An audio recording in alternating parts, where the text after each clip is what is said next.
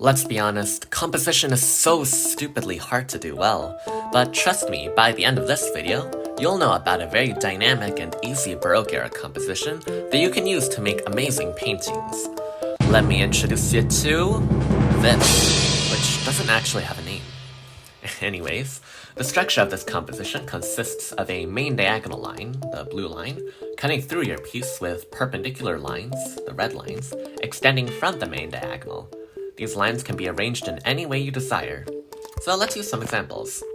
Here's one of my favorites, St. Michael Archangel by Guido Reni. Just look at how the angel's sword and leg frame a beautiful diagonal across the canvas, as the other subjects form the lesser diagonals. You see how much movement, drama, and power is captured with this composition? This is why I love diagonal compositions. Here's another Guido Reni painting called Saint Sebastian. This one's really easy to follow. His body frames the main diagonal, while his legs and the direction he's looking frame the perpendicular diagonals. Thanks to this composition, Sebastian is in a position giving off action and movement. It's just so interesting to look at. Lastly, here's St. Francis of Assisi in Ecstasy by Caravaggio. He only used one perpendicular red line, framed by the knee.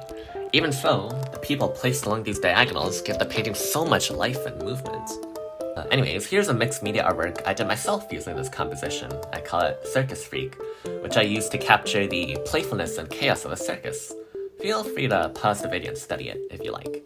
This diagonal Baroque composition is so easy but so effective. And if you enjoyed, remember to smash that like and subscribe button for more content. Thanks!